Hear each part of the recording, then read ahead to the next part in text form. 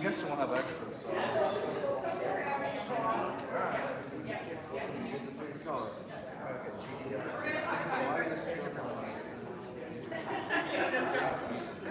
So was it shredded? Do you have one of those at home? Yeah. Oh, good. Okay. How are you, Ted? Good. Whichever you want. You know how, like, sometimes on Amazon things look big and they're small? Well, that's what I know it. I know that. like the bigger ones. I mean, these are good too. They actually are not terrible. Okay, okay, yeah. You can keep those. Did you get this one? Yep.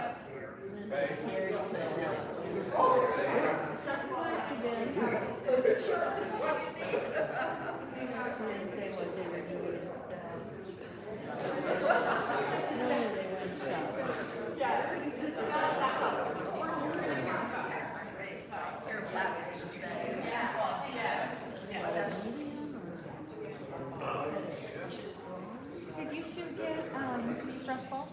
Do you want a stress ball? Yeah. You can take it home when you get home. How are you two doing? Good. Yeah. And To meet your son. oh, which one? The older one? Silas. Oh.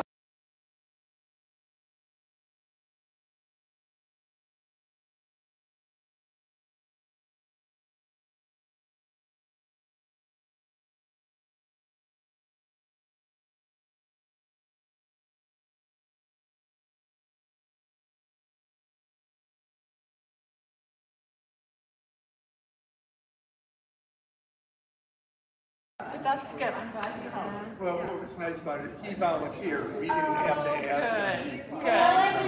That's good. Oh, yeah. He loves Good bunnies. morning. I'd like to welcome everyone here to our Movement and Health segment of Golden Scots.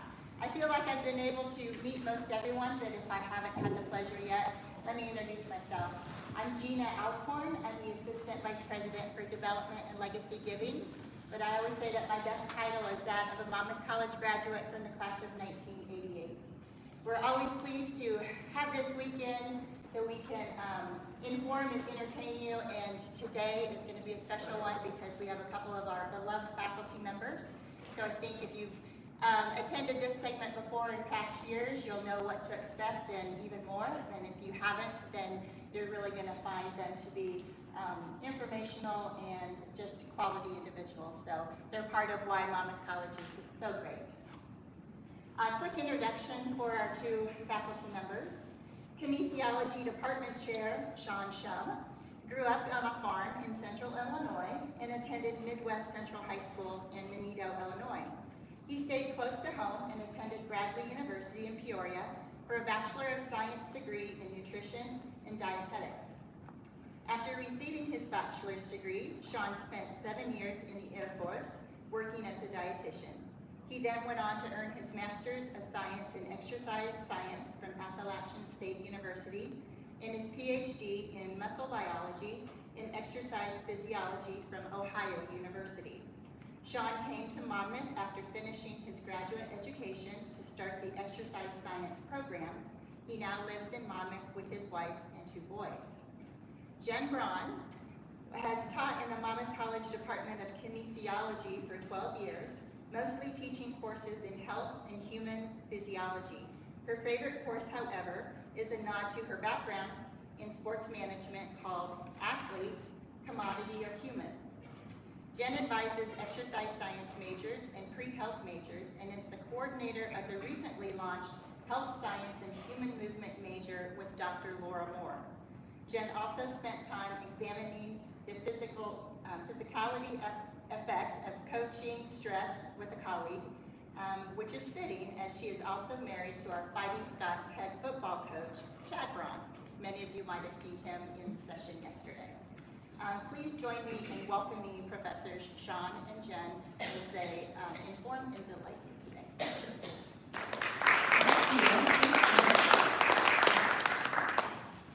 Okay, so today you can see our topic is movement, health, how to be more active. So you'll have to bear with me talking for like 5 minutes or start, and then we'll actually start moving and doing some stuff. The goal isn't necessarily to get you the greatest workout in the world today, but it is to give you some ideas. I'm just going to walk over. And then again for you. So, first of all, the question is always, what is human? Isn't that fairly obvious? Yes and no. When we say you need to move more, or we talk about human movement, what do most people automatically think of? Exercise, right? Exercise. All I gotta go and I gotta spend the half an hour, or the 45 minutes, or the hour, or the 2 hours to do an exercise. When in reality, what we find out is that exercise is just one small part of human movement, right? Everyone moved to get here this morning. Did anyone do an actual formal exercise program this morning? Overachiever got up at 4:30 to, no? Yeah. So, let's talk about what's the difference between human movement, exercise, and activity. Because it's good to understand the difference even though they're all good, right? We typically define exercise as something very specific, planned, and purposeful, and then it has a specific, fitness outcome we're trying to get, right? I want to walk a mile faster. I want to lift more weight. Or even some very specific health outcome that we're after. Physical activity is more broad. It's just any body movement resulting in caloric expenditure, right? So, to me, physical activity is a pretty broad thing. Exercise is just one little thing under the umbrella of physical activity. And then movement. Well, that's just, Katie Bowman in one of her books that we refer to often, she just refers to this as a change in shape. I like this definition. So if we looked at your body shape, right, a change in shape is simply movement. That may or may not involve formal exercise or even a whole lot of caloric expenditure moving your muscles necessarily. But what shapes does your body assume in and throughout the day? So those are our basic definitions. But in reality, in the perfect world, we have some amount of exercise layered on top of just some basic physical activity where we move around.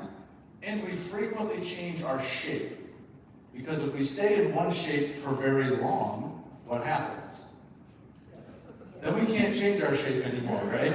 If I put the elbow in a cast like this for 6 weeks, and I take the cast off, that elbow's stuck, right? So that's what we're talking about. So the big question is always is it too much sitting and too little exercise the same thing? Not necessarily, although sometimes they go together. So just for mathematical purposes, right? We've got a little over 1,400 minutes in a day, times 7 days a week. That's about 10,000 minutes a week, okay? We took out, we're all doing well and sleeping 8 hours a night, supposedly. So we got about 6,700 waking minutes per week. But if we get 150 minutes of exercise, which does meet the ACSM guidelines for exercise, that turns out to be about 2.2% of your waking minutes. So, in other words, can you meet exercise guidelines and still be relatively inactive overall? Yeah. The answer is yes, you can, right? Now, when I say that, right, we have we call the term has been dubbed the exercising couch potato, right? So, you're right. Well, it's not personal because this is actually the mold that I would say the majority of even people who follow exercise guidelines as Americans still tend to fall into this camp, right? So that's what we get. They're just as sedentary as everyone else outside of their workouts, but they do their workouts. Now, with that said, right, here's what we always tell people, and I've always told people. Being an exercising couch potato is better than being a non-exercising couch potato, right? But it's probably not as good as exercising, but then also being generally physically active even outside of your exercise, if that makes sense, right? The other thing we have to remember is, what does your body adapt to? Well, your body adapts to everything in what you do all the time, right? In the exercise world, we always say, well, you're going to work out, you're going to stress your body, then your body adapts, right? you get stronger, you get more endurance, you move better, you get more flexible, whatever that measure is, right? But does your body only adapt to what you do in the workouts and ignore what you do the other 23 hours a day? No. Oh, crud. So, if you're really sedentary outside of the workouts, right, you're giving your body mixed signals. Oh, I'm going to exercise and tell my body I need it to do this, but then in the other 23 hours I'm going to tell it, no, you don't, right? So, your body's still adapting to all that sedentary time. So that's where we have to be careful, is we adapt to all of it, not just a little bit of it. So that's where the exercise versus sitting too much. So now, realistically, many Americans, right, they don't exercise and they probably sit too much, right? They probably do both. So these are the kind of things we have to think about. So today we're going to talk a lot about how we do some of this and give you some practical ideas, all right? The other part of this is movement distribution. When I went and looked at the research on this, what we know is being more physically active in general is associated with lower risks of, in our academic world, we'd say morbidity and mortality. Essentially what we're saying is risk of disease or death goes down with more physical activity overall. But what we also know, and this is quite interesting, is that how do we distribute that movement throughout our day or through our time? Because they did interesting research where they had people sit for 8 hours a day. They had one group just sit basically for 8 hours straight. The other group got up every 20 to 60 minutes, moved around for a couple minutes, and then sat back down. But at the end of the day, they had still sat for 8 hours as well. The group that got up frequently, when they tested, they took blood and did other markers, they found that like their metabolic markers and other health markers actually were more favorable than the people who sat for the 8 hours straight. So part of it is, we'll try not to sit for 14 hours a day, period. But even if you have a job or a thing you do where you do have to sit for some time in a day, if you can break that time up, there's probably a health advantage to that, right? Hey, because of my job, because of my life, I'm stuck. I've got to sit for at least 6 hours a day. Okay, that's fine. Break that 6 hours up, and that's probably going to be better off for your health than doing it all at once. We also know that too much sedentary time actually makes your body resistant to the effects of exercise. So if they put people on bed rest for a couple of days and then have them exercise, the response, all the good stuff that we say happens with exercise, a lot of that response is not nearly as robust if it was preceded by 2 days of. Now that was extremely sedentary behavior, but you get the idea, okay? And I think one thing I want to say here too, I think a lot of college students are actually exercising couch potatoes, right? So we do a lot of this in our classrooms. How can we move more in our classrooms? How can we encourage our students to move more in between classes, right? So taking the stairs, those kinds of things. So we'll talk about that, but I wanted to say that we're having these same conversations with our college students in our classes. Right, when the football All-American has to take the elevator up and down, I think you can probably take the stairs, like Yeah. you'll be okay. Yes. Right? So this behavior is pretty well ingrained. And then also keep in mind as we talk about this, all of us can still adapt, okay? So it's like, well, I'm older, so I don't, I get it, right? Like, you don't respond as robustly to exercise as you did, pick your number of years or decades ago, right? I know, I don't respond the same as I did in my 20s either. But we do know, and it's very clear, everyone will adapt to exercise, or physical activity, or movement, okay? The research is clear. They've taken people in their 90s and gave them strength training, and they gain muscle mass and they gain strength. They don't gain muscle mass and strength as fast as a group of 20-year-olds, but they still they still adapt. So, wherever you're at, you can get better, or, right, at a certain point in life, maintaining is gaining, right? You see all your peers and their physical abilities doing this, if you can just flatten that thing out, right, maintaining is gaining. we often hear use it or lose it, which is sort of a negative way to say it. A better way I've heard that I like better is use what you want to maintain. Use what you want to keep, right? Anybody in here say, you know, I have too much physical function and physical ability. I can do too many things. I'd like to get rid of some of those. No? Right. So wherever you're at, right, at a bare minimum, you're like, well, I at least want to be able to keep doing what I've been doing, right? Okay. Then you got to keep doing it. So we'll give you some ideas here. Ready for this one? Okay, so these are just some things. We actually have some papers in the back if you are interested. Thanks actually to Sean's wife, Kira. There's a little sort of a way you can track your movements. But some little things that you can integrate into your day, and actually I have tried to integrate these into my day, and we use these a lot in our classes, is so we're going to do head nods and rotations. If you want to stand up, you can stand up. I always tell my students it's good to stand up because you just did a squat, right? So you can stay sitting down, or you can stand up. But everybody, let's do head nods. We'll just do a few so you can kind of get the idea. But just trying to do these every day, just when you can. I think it's helpful to have a list so you can add them, or you kind of set it next to your chair or wherever you tend to be a lot on your dining room table. Okay, now let's go side to side.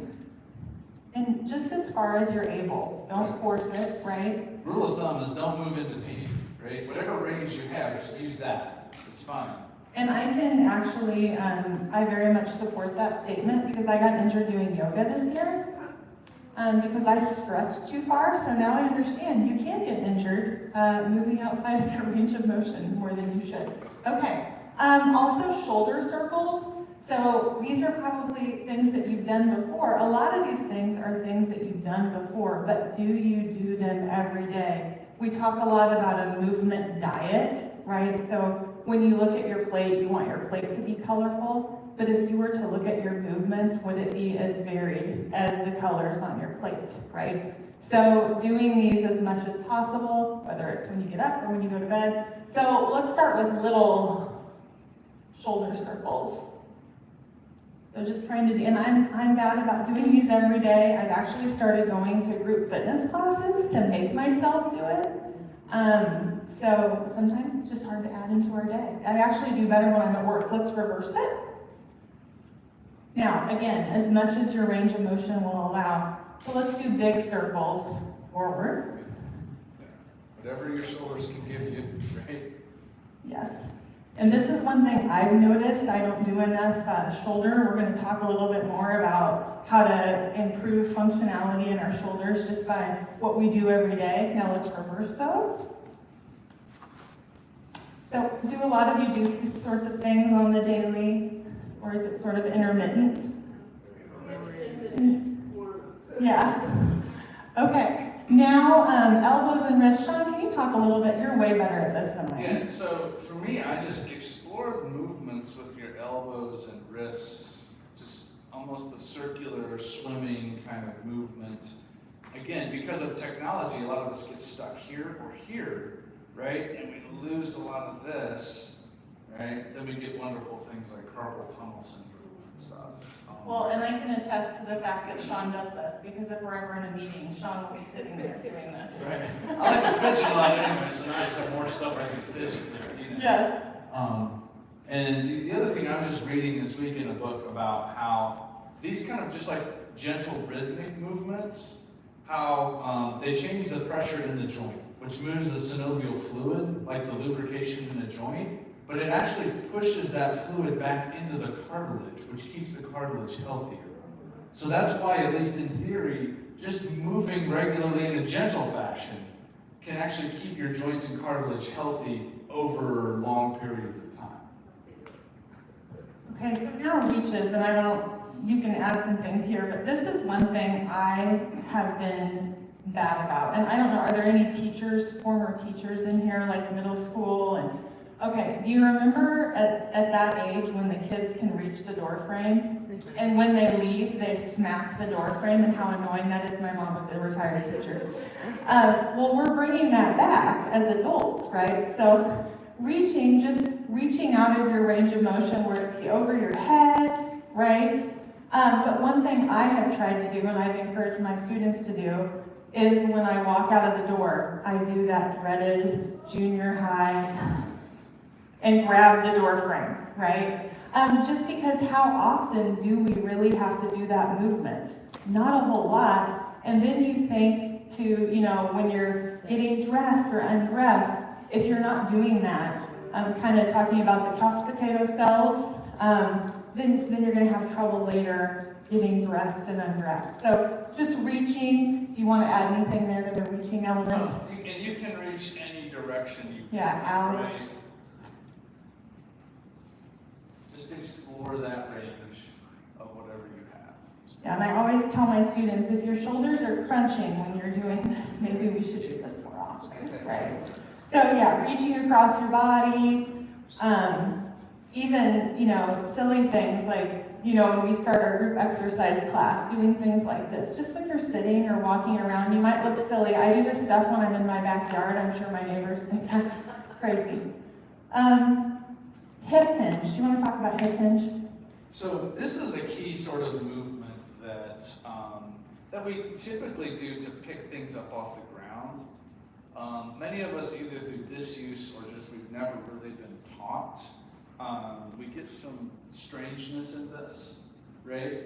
So the idea, the best way I have to do this with my students is actually get them against the wall and put it back here, and I'm like, okay, reach your backside back till it touches the wall. It's that movement, but I want to move at the hip and not fold over at my spine. And you gotta bend your knees a little bit, otherwise you end up tipping forward, right? So a way to do that, like in a chair, is to even kind of just get here and just kind of pretend like you're gonna sit back in the chair, but only go like a fourth of the way down and then come back up, right? That's that hinge movement. The other way you can do it is hands just right here and just sort of this. I've heard it called like the shortstop movement. If you ever watch baseball, the shortstop's often here. That's that athletic position. But training that so that when you go to pick up the object, that's going to put you biomechanically in at least a safer spot to pick stuff up without injuring your back or other things versus here or some other awkward position. Plus, it strengthens these backside muscles here. When Jen talked about the shoulders crunching, is that a sign of poor flow of synovial fluid? The best that I can tell and what I've read is if your joints are noisy but there's no pain, we don't worry about it too much. If it's crunchy with pain, then you need to seek the correct medical professional. Because my stuff crunches sometimes too, and I'm like, okay, no pain, right? So that's the general rule of thumb. But that's a good question. But that hinging movement is one that is good to practice. Plus, right, I've heard this said, one of the signs as you get older is you start to lose the muscles back here, right? Physically, that's what happens. And these big glutes back here that we sit on are one of the most powerful, if not the most powerful muscles in the body that are going to determine your function anyway.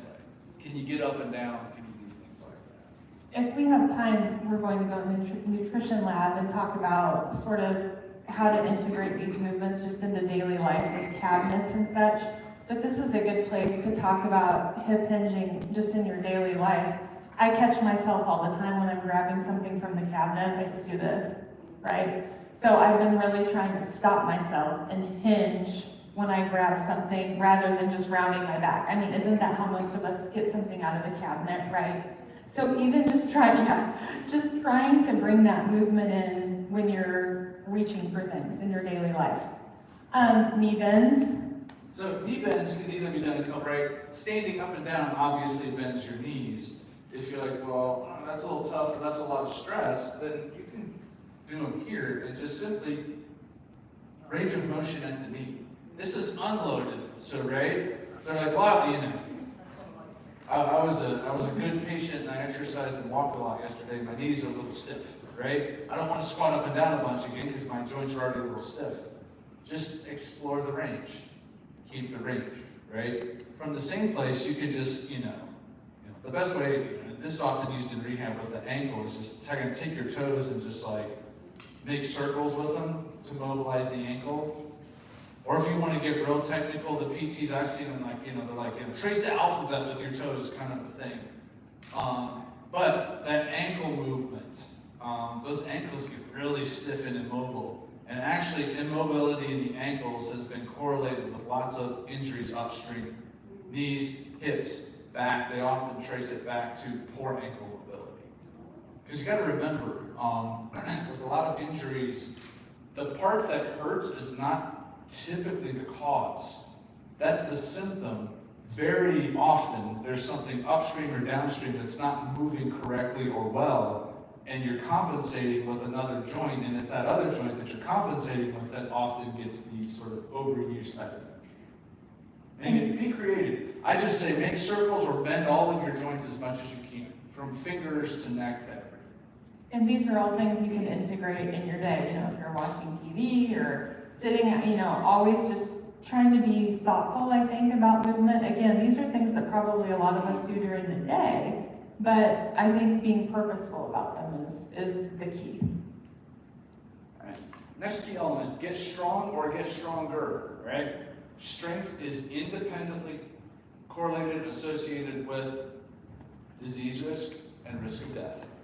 Everyone always thinks of cardiovascular fitness, which is very, very important, but even completely independent of that, people, especially once you get beyond middle age, less strength equals higher risk of death or illness, period, okay? We also have to remember, with things like diabetes, which is poor blood glucose control essentially, the biggest user of blood glucose in your body is your skeletal muscle, by far. So if you want to get that, what I tell my students is like lots of blood glucose running around, like glucose, basically sugar in your blood running around at high levels, it sticks to everything, gums everything up, and causes lots and lots and lots of problems. I want to get that stuff out of my blood into the muscle cells or other cells that use the sugar for energy, essentially, right? What's the biggest tissue that does that? Skeletal muscle, okay? So, getting stronger. Now, the first one is getting up and getting down. This has metabolic and health benefits, but it's also a functional benefit, right? In reality, your ability to live and function independently is largely dictated by your ability to get up and down, right? When do you need assistance? Well, I can't get up and down out of bed. I can't get up and down out of the chair. I can't get up and down in the bathroom, right? If you reach that point, then it's like, oh, right? You might have to live somewhere where people have to help you with that stuff, right? My goal is to, I heard one, they were rather crass in the way they said it, but they basically said, I want to live well and then drop that, right? So in other words, like we're trying to compress that period at the end of life where you're sick and kind of not functional, straight. So getting up and down. So to me, there's two options here. One is literally getting up and down off the floor. If you're like, oh, that might not be the wisest idea for me right now, then get really, really, really good and adept at getting up and down your chair. So that's the two ways to train this. So one is to just literally just like, okay, I'll sit on the floor. Okay, now how can I get up? Okay, let me figure it out, right? If you can get up and down off the floor, a fun little game is like, count how many ways you can come up with to get up and down off the floor, again, without hurting yourself, right? If you need to use your upper body for assistance, if you need to do what you need to do, right? Again, always adapt everything to your level, okay? But this is one of the keys, right? If you can manage that trip down to the floor and back up, you're doing well, because the other big risk is falling, right? If I just let gravity take over, it's not going to end well, right? The trip down is fine, it's the landing that's the problem. So, with more strength, I'm more likely to be able to control that. Even if I get in a weird position, if I'm stronger, I'm more likely to be able to correct myself. Okay? So a couple ways to integrate this into your day, you know, and if you don't want to or can't get down on the floor, again, that's fine. But one thing I started doing to make sure I get on the floor, well, sometimes I sit on the floor in my office and work. But every morning when I put my shoes on, I get down on the floor and I put my shoes on because I wasn't getting on the floor. Now, one thing I was just talking to Sean about, I noticed every time I get up, I can't get up without a point of contact. I always use my left. Right? Every time I get up. So now, every morning, this morning, and I did it again here when I tightened my laces, I got down on the floor and I used my right. Because that's not my dominant hand, right? Like, it's not working. It's harder for me. So I've been trying to switch. The other thing about in a chair, I don't know about you guys, but sometimes at the end of the day, or if I've had a long morning, we get in the chair. Right? Like, we just flop in the chair. So getting in the chair in a purposeful manner again, right? So even as Sean was talking about that hip hinge, right? Hinge your hip. Even go like this when you get in your chair. Put your arms here when you get in your chair. Put your arms here. All things that you would look ridiculous doing, right? If there was a camera following you around. But getting in a chair a different way every time is just another way to bring more variety to your movement. Yeah, another way to train is great for strength. Again, the chair is nice because you can do it at home, and if you look like a goofball, no one sees you but your cat, right? Right. Is literally, again, like Jen said, slow this thing down, but even go halfway down and then just hang here, count to 3 or 5. You're building a lot of muscle strength doing that, okay? You know, if you want to get real froggy, then go down as close as you can without touching and right? Again, wherever your ability level is. And it's the same way when you get up. Yes, there's a certain, like, you do have to shift your weight forward over your feet to push up. But if you don't have to, like, launch yourself out, right? That's fine in a pinch, right? If there's a burglar in my house and I need to run out the front door, do it that way because it's faster, right? But for building strength, I want to shift, get my weight here, but then can I stand up slowly and under control? Now again, if balance is an issue, I don't want you falling forward, so, you know, put safeguards in place, but can I ease up? Yeah, and let's try that. You know, just getting up and down in a more purposeful way. You know, or having something to hold in front of you. You know, I might use you guys as an example. Putting a chair in front of you. If you need to do that, then again, you modify as you And need then to. you can go slower, yeah, if you guys don't mind showing. I'll also say your lumbar spine will like you much more if you don't just flop into the chair and smack into it, right? Yeah. Like, But that's just something else to do. My mom is, she doesn't use a walker, but she keeps a walker in her living room. And one of the reasons is when she gets up and gets down, she can take it a little slower and be a little more purposeful about it, or use it to walk in place, those kinds of things. okay, so, again, we could probably do this all day, but we want to get through Yes. most of this. So here's what I'm going to do for the next one. Like for grip, again, the science is really, really strong. That grip strength is very highly associated with risk of morbidity and mortality. So people with strong grips tend to live longer and be healthier. As far as I know, there's no magic about your hand muscles. It's just that people who are more active tend to use their hands more and have a better grip. And we can have these up here when we're done. Does that sound good? When we're done, we have, they're dynometers, is that what they're called? And we will help you do your grip strength when we're all done. If you have some time at the end, if you're curious about your grip strength, we'll help you do that at the end here. And there's charts to sort of say the norms for age and gender and stuff. Okay? Another thing is these resistance bands that you have. So, what can I do with these? Whatever you can do without snapping yourself in the face is what I'm saying, right? That's the only thing. Like, don't anchor it right in front of the face line, right? We've all seen those YouTube videos, right? So, I'm going to put the mic down for a second because I can't do this one-handed. But anything, right? Pull apart. This is especially good because most of our posture, naturally due to age and technology, we tend to get here. This opens us up, right? Now, if your shoulders are a little crunchy, right? When I start to do it up here, it's a little bit of an issue. So I just adjust the level to where it feels good. I can squeeze here. Yeah, and you guys can stand up if you You want can to. stand up and Get do up. it. Again, There's a you can do million another squat. ways. One, you can hold it in front and just go one arm out to the side. Again, without pain. And again, adjust your slack. And there's different levels of bands you can pull apart over your head. Again, sky's the limit here, especially with these bands, right? Unlike barbells, dumbbells, and exercise machines, I can manipulate this any way I want. I can also kind of, again, we can pretend we're the archers, here and pull, right? Like you would pull a bow and arrow. The good news is you can just do it the other way too, right? You can pull here. You can keep one arm straight and bend the other with some resistance at the elbow. Or you can put them in I your can feet, keep this right? one bent and extend this one, right, to work the muscles around the arm. So, we often see these in physical therapy, but you could use these for anything. You can even do triceps, right? And then some of this doubles as like some of that movement variety we talked about. Because I can do all sorts of weird angles with this thing, I can get a little bit of strength and a little bit of movement all at once. Well, and I will say, we have a HIIT walking class here, so it's like walking with a little bit more intensity for college students. And I showed up one day with my basket of resistance bands, and my 18 to 22-year-old students were like, oh good, light day. And mid-resistance band workout, they're like, oh, this is the worst one we've done.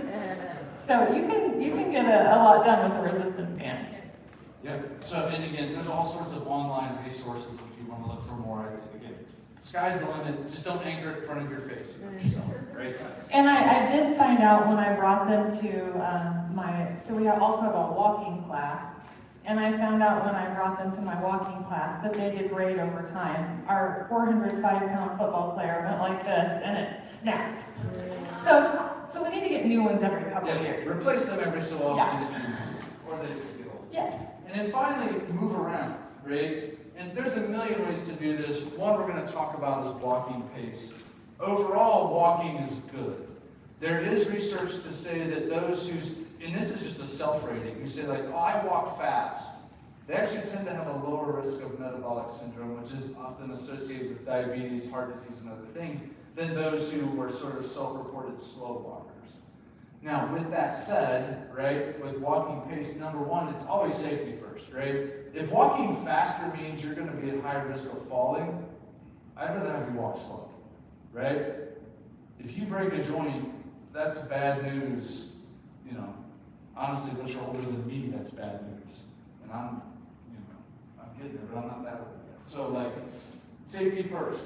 Increase slowly as you're able. So in some cases, it's just being slightly more purposeful about your walking pace and speeding that up. And like everything else is, take it slowly and take it over time. Don't go from walking, don't try to, double your walking speed in a week, right? Very, very slow increases there. And a couple things about the walking pace is certain music apps, like I use Spotify, you can download playlists that are, certain beats per minute, and then you can match your pace to that whole playlist. So that's kind of nice. And then you want to talk a little bit about the muscle pump here? Yeah, so part of the reason walking or any type of those repetitive things are good is that, we think of our heart as pumping blood out, and it does. And of course, it's got to get back there, right? I got to get the blood back to my heart and lungs to pick up oxygen, get rid of the carbon dioxide, and then recirculate, right? Well, here's the problem, right? How does it get from down there up, especially against gravity? Well, we've got veins, but the thing is, I have to contract the muscles in my legs to squeeze the veins to push the blood back. So that's why you often hear like, hey, if you're on a plane or in a car for a long time, like don't sit too long. Why? The blood gets stagnant, you get risk of blood clots. But it's that training, that pumping mechanism as I walk, right? My muscle contracts as I push off, but then those muscles kind of relax as my leg swings through the air, which allows those veins to fill up with blood again. Then when I put my foot back down and I push off, it keeps pushing it back. So from that sort of circulation standpoint, that's really important. And then again, we do know with age, circulation, especially as you get down to the legs, lower legs and feet, can become a problem, right? So it's the same thing, right? If you want to keep it, use it, right? So that muscle pumping mechanism is an important thing for stuff like walking, to help increase blood flow everywhere, because we're taking advantage of those mechanisms. And takes a little pressure off your heart, right, when it has the assistance of Yes, the muscle. yes, and you're less likely to get the, right, you get the swelling in the feet and the lower legs and things. If the blood's moving, I will just say you're less likely to have that happen. There's other medical reasons why stuff can happen, but if that blood gets a little stagnant down there, I get more leakage of fluid out of the vessels into the tissues, then I get that swelling and things like that. So again, we'll at least decrease our likelihood. And my goal with this is always to just say, hey, you know, train what's trainable, right? Control what you can control. Some health risks are genetic, some are just bad luck. But some of them we have some influence over, so do what we can. And then finally, reach and move. This is just sort of a combination of what we've been doing. In some ways, think about making your life, this is counterintuitive, make your life less convenient and less efficient. Right? What do we do in the kitchen? We put the stuff we use all the time in the easy to reach spots. I'm saying, think about doing the opposite. That thing I have to use every day now, I'm going to have to go down here and I'm going to have to reach back. And why? It forces me to move to get stuff. Right? Okay. I have to move different ways. I have to change shapes. I have to use some coordination. I have to use some balance. I even have to use a little strength sometimes. Well, and there's simple ways we can do some of these things. So my son works at Fairway, where they carry your groceries out. And I don't like to let them carry my groceries out, right? And we have to sometimes, right? But, you know, things that we normally outsource in an exercise class, like you guys have heard of farmer carries, right? You carry little kettlebells. Well, at the grocery store, even when you bring your groceries inside, you can carry your groceries just like you would a kettlebell, right? So balancing your groceries and carrying them in that way. When you're leaving the store or coming inside, I also try, you know, my kids, when they unload my groceries, they put like 10 bags on each arm. And break the eggs, smash the bread. But another way to do it is try to make multiple trips, right? So if you have time, but that is one thing you have to do anyway, right? Unload the car, take the groceries in if you have time, carry those groceries up the stairs. The other thing, I don't know, am I the only gardener in the room? Do I have gardeners in the room? Who likes to garden? Okay. So little things, again, I try to integrate a lot of this in my yard. I've started, this watering can is from the greenhouse. This would take me a very long time if I use this small watering can. But I've been trying to hand water a lot more, just so I have to move and carry things and hold 2 watering cans.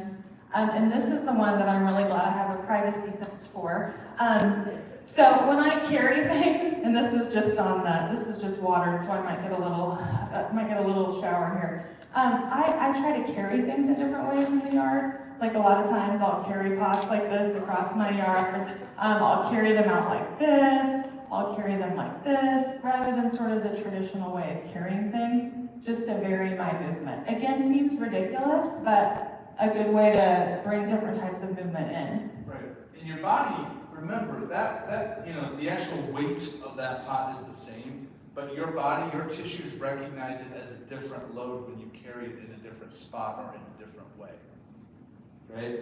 The more variety of loading you expose your body to, the more resilient your tissues are to forces in every direction, so that when you take that weird step or get that bump that you're not expecting, you have a higher likelihood that the tissue is going to be resilient to whatever force comes in. Again, I'm at least going to tilt the odds in my favor that I'm less likely to get injured or less likely to get injured as seriously. Right? By loading my body and my tissues in every conceivable direction, by moving in every conceivable direction. Do you want to talk about can you guys think of ways that you could make daily tasks less efficient to increase your movement? You know, like I was just talking about groceries, taking longer to carry groceries. Can you think of other ideas? Daily tasks. I'll start with one. My office is right over there, don't look in it, it's absolutely trashed. It's a disaster. I have my mailbox on the 3rd floor, and I try, unless I'm in an extreme hurry, to make my copies on the 3rd floor. So then I have to walk upstairs to get my mail, and I have to walk downstairs to bring it back to my office. The same with copies. Can you think of anything else? I really like the idea of putting your shoes on by sitting on the floor. Oh, yeah. I'm used to trying to slip it on or tie it, or sitting on a chair tying it. Right. Yeah, and I will say here, Sean referred to her earlier, Katie Bowman. I put a resource sheet back there. Katie Bowman is a great resource. If you like podcasts, she has excellent podcasts. And she has a really good book, and we have that on a resource sheet back there if you're interested. But I think that's where I got the idea. She's a little extreme. She does not have furniture in her house. She built monkey bars in the hallway so the kids in her can sing. Yeah. Really? We're not that extreme. We haven't gone that far. No, but she does not have a couch or a chair in that house. She has tree stumps around her table. So, but yeah, and again, I don't want to hold up your all schedule here. But essentially what we've talked about is, these are just different ideas, and then take these and run with them and come up with your own. They can be exercise programs, those work. You can also do short movement breaks. You can make things less efficient. You can do some combination of the 3. And then, our final message is essentially, every little bit matters. Don't let perfect be the enemy of good or better, right? Wherever you're at, just like, how can I move more or move a little better? Just start there, right? None of us is ever going to get this perfect all the time because life gets in the way. It's okay. But wherever you can fit this in, now you have ideas of things that take anywhere from 30 seconds to hours. Pick the things that fit into the time you have and do those things, okay? So, that's the lesson. Little changes make a big difference if you add them up over time. And so that's what I encourage you. Just look for some little things you can start that are very doable and very easy for you, and then add to that over time, right? Yeah, even if you're able, park one space further, or, every time. Trying to park in the last space of the parking lot, right? Not all of us can do that. But even just walking a little bit further when you park. So, questions? If you have them. I'm testing my memory from a strength and conditioning class, and this, if I'm right, this is sobering. Does our sense of balance peak at the age of 25 years old? I swear that's what he told Balance, us. it wouldn't surprise me. Basically, every measure of athletic ability or physical capability peaks in your 20s.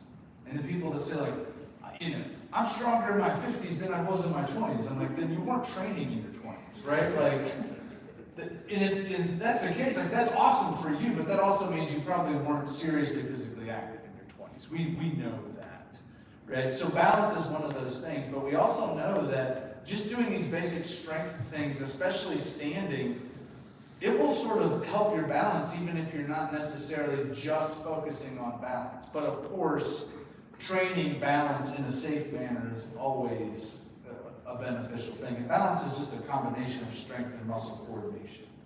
So, Thank you. The insight I've gotten from this session is move while you're alive, because when you're dead, you won't be moving much. that's the idea. And again, none of us can make guarantees. My thought is, again, I want to tilt the odds in my favor as much as I have control over. Knowing that I don't have control over the whole thing, right? And, Other questions? If you are interested in the grip strength, you can come up here. I'll move my geraniums and do some grip strength testing if you're interested. I'd like to thank everybody for joining us. Please let's get a round of applause for them. Yes, I've done for 'em. I think you can see why our students enjoy them so much. They're just full of information and energy. A couple things to note in the schedule. We have some campus tours happening at 10 o'clock, and so right out in front of Bowers. If you haven't done a tour yet and you would like a guided tour, please go and we can get you set up for that. Which one is Bowers? What's that? Which one is Bowers? Where you registered at. Okay. Where you're staying, yep. And then the cookout at noon is at the Hughes Library patio in Tartan Terrace. That'll begin at noon. And that's when the class photos will be taken. So you want to be sure to be there for that. Thanks again for coming this morning. If you need to ask questions, they'll stay around and answer. Thank you.